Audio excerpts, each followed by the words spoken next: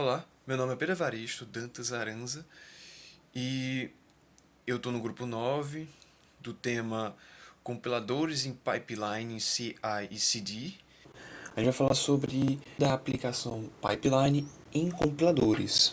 O intuito desse estudo é mostrar como é que ele funciona na prática.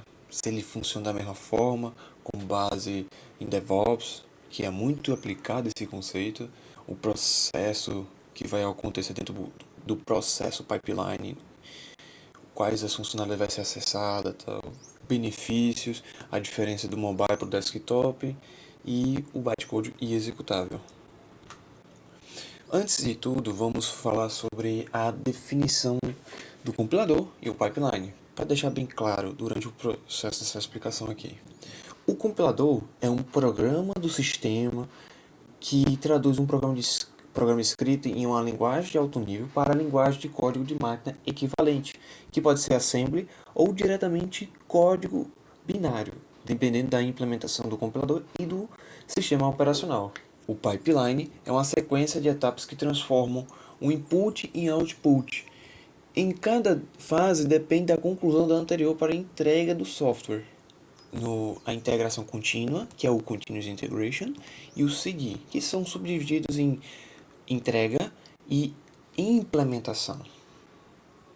Implementação, que são duas coisas totalmente diferentes, certo? Primeiro, vamos deixar claro aqui que no deployment é o que é mais usado no contexto quando há desenvolvimento de compilador.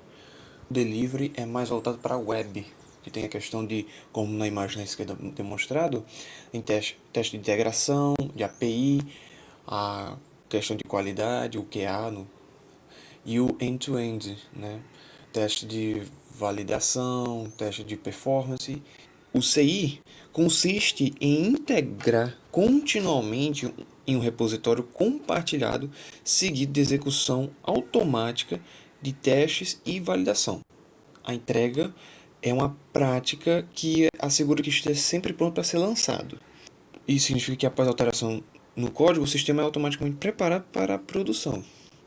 A implantação contínua libera automaticamente as mudanças de código para os usuários finais, após passarem por uma série de testes pré-definidos, como testes de integração que testam o código em ambiente simulado, para ajudar a garantir a integridade do código. Aqui todo o processo, certo? Como mencionei, voltado somente para o sistema web, e o deployment para compiladores. Vamos começar agora pela começar a explicação mais aprofundada sobre cada fase, certo? Das três, no caso. Começando pela fase inicial, chamada trigger também. Tem aqui algumas ferramentas muito utilizadas pelo mercado de trabalho: Jenkins, GitLab, GitHub, Circle CI. Tudo começa é iniciada a partir do momento em que atualiza-se o código, dando um push no repositório de origem. Ao criar uma solicitação de integração do compilador, são submetidos para uma revisão através de PRs, que são pull requests, para verificar as mudanças feitas ou na criação de tag release, garantindo que qualquer modificação no código do compilador seja submetido ao processo de integração contínua. Só deixar bem claro o que seria um pull request, né? O pull request são mudanças propostas do código do compilador e o pull request são mudanças propostas do código do compilador atualizado e enviado para o repositório, acionando o pipeline, certo? O tag release seria uma nova versão do compilador que está pronta para ser lançada. A tag release é criada, acionando o pipeline para construir e testar essa versão. Próxima, temos uma integração contínua, que tem todas essas subdivisões dentro da integração contínua: checkout do código, instalação de dependências, compilação, testes unitários, análise de código e geração de artefatos, que vai ser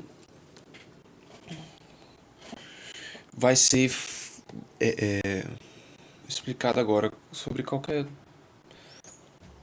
Na integração contínua, o pipeline realiza um checkout do código, clonando o repositório e acessando uma branch específica onde as mudanças foram feitas. Em seguida, instala todas as dependências necessárias, baixando bibliotecas e configurando o ambiente de build. O uso de caching de dependências pode acelerar significativamente esse processo. Chegando à fase de compilação, é crucial, pois envolve a transformação do código em executáveis. Aqui, o código é compilado, validado enquanto a sintaxe e os executados são gerados, detectando e corrigindo erros de compilação o mais cedo possível. Após a compilação, são executados testes unitários para validar componentes individuais do compilador e garantindo que funcionam conforme o esperado.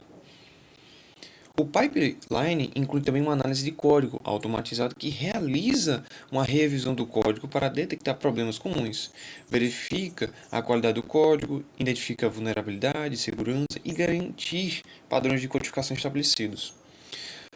E por fim,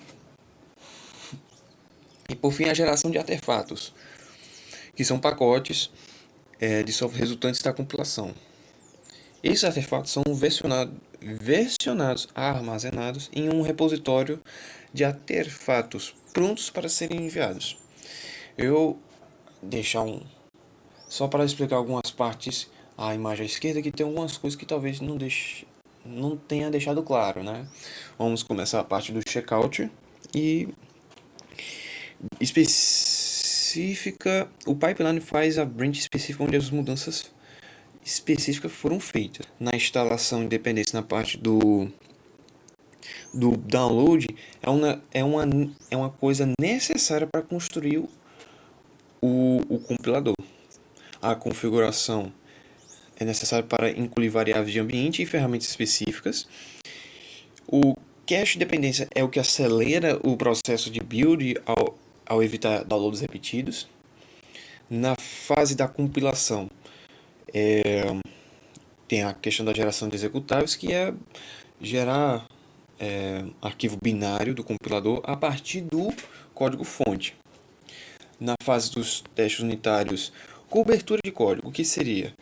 É a garantia que a maior parte do código do compilador esteja sendo testada. E análise de código, essa conformidade de padrões é o que foi determinado previamente estabelecido. A geração de artefatos. A geração de artefatos, temos esse empacotamento automático. Seria que é um formato distribuído como um instalador, um arquivo binário. A versionamento seria a aplicação de versões aos artefatos gerados para identificar e rastrear. E agora eu vou passar a palavra ao José Edvan. Olá, me chamo José Edivan da Silva Felipe, sou do grupo Compiladores, grupo 9, tenho 38 anos e vou dar continuidade à nossa apresentação sobre Continuous Deployment CD, né? Vou falar um pouco sobre o Continuous Deployment CD, alguns processos, como é a implantação contínua, por exemplo, aprovação, deploy em produção e monitoramento. Vou falar um pouco de cada, né? Cada aprovação, dentro da aprovação, nós temos validação manual, verificação de requisitos, análise de riscos, deploy em produção. Nós temos gradual, o Blue-Green Deployment, o Canary Release. E dentro do monitoramento, nós temos métricas de performance, logs e alertas e health checks, né? Fazer um pequeno resumo do que seria, né? Do que seria o Continuous Deployment CD. Por exemplo, é um processo de Continuous Delivery, que geralmente é uma entrega automatizada até um ambiente de pré-produção. Mas mais para sistemas web, né? Aqui vamos direto ao que importa. Por exemplo, o Continuous Deployment, esse é um processo onde as mudanças aprovadas são automaticamente implantadas em produção. Primeiro temos a aprovação, que envolve uma validação manual, análise de requisitos e avaliação de risco. É uma das etapas mais críticas, né, para garantir a qualidade da implantação. Na fase de deploy, no caso em produção, utilizamos estratégias de implantação gradual que limitam os impactos iniciais. Outra abordagem é o Blue-Green, deployment, onde preparamos 2 ambientes paralelos e mudamos o tráfego apenas quando tudo está pronto. Já o Canary Release testa em pequenos grupos antes de escalar para todos os usuários. Por último, nós temos o monitoramento, que garante que o sistema está funcionando bem após o deploy. Isso inclui acompanhar métricas de performance, configurar logs e alertas, né? E realizar o health checks, né, regulares para identificar problemas antes que impactem os usuários.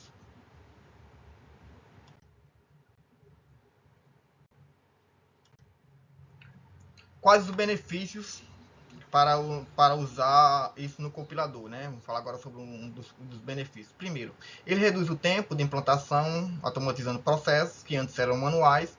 Isso agiliza entregas, libera atualizações mais rapidamente. Além disso, com menos retrabalho e desperdício de tempo. Temos uma significativa redução de custos. Outro ponto importante relatar é a existência de ciclos contínuos de feedback, que permitem ajuste em tempo real, com base em problemas identificados. Isso está diretamente ligado à detecção precoce de erros, onde conseguimos corrigir falhas antes que afetem o produto final. Mas é claro também, né, que as estratégias de deploy eficientes reduzimos downtime, né, garantindo maior confiabilidade para os usuários. Por fim, o CI e o CD melhoram a colaboração entre as equipes, alinhando desenvolvedores, testadores e operadores em fluxos integrados e mais eficientes. Vou falar um pouco sobre as diferenças, né, entre o compilador desktop e o mobile, né? Eu listei aqui do lado o compiler, desktop compiler e o mobile compiler, né? O desktop eles são automizados para gerar o código nativo, né, focando no sistema operacional específico. Isso significa que eles conseguem aproveitar o máximo da arquitetura dos computadores, que tem mais espaço de memória e menos restrições computacionais. Já o mobile, eles enfrentam outros desafios. Como, por exemplo, eles geralmente produzem o bytecode ou representações intermediárias para suportar várias plataformas. Esses compiladores eles lidam com restrições severas, como memória limitada, consumo de bateria, e precisam ser otimizadas para eficiência energética. Além disso, muitas vezes as técnicas de compilação cruzada para gerar o código que funciona em dispositivos de arquitetura bem diferentes. No próximo slide, para finalizar sobre o tema de compiladores, né, eu vou falar um pouco sobre a diferença. Vou passar aqui o slide e vou falar um pouco sobre a diferença entre o bytecode e o executável, né? Nós temos aí na ilustração o código-fonte, o pré-processamento, a compilação, no caso o assembly Linux, que seria, no caso, o código binário executável. E também temos à esquerda a apresentação do código-fonte em Java, né? Ele compila o Java, tem um bytecode, né? Ele transforma ou gera em bytecode e é interpretado em tempo de execução por uma máquina virtual, que seria a JVM multiplataforma, né? Uma diferença entre um e outro, por exemplo, o bytecode é uma representação intermediária do código-fonte, e ele não é executado diretamente pelo sistema operacional, mas por uma máquina virtual como o JVM. Isso torna o bytecode altamente portável, né, entre diferentes plataformas. Já o executável é o produto final, né? Ele é o compilador que traduz o código diretamente para a arquitetura do sistema operacional e não precisa de máquina virtual, o que torna muito mais rápido e eficiente. Assim, se fosse fazer uma analogia, né, o bytecode é como se fosse uma receita escrita e precisa de um tradutor para ser entendida, enquanto executável é como se fosse o prato final, pronto para o consumo.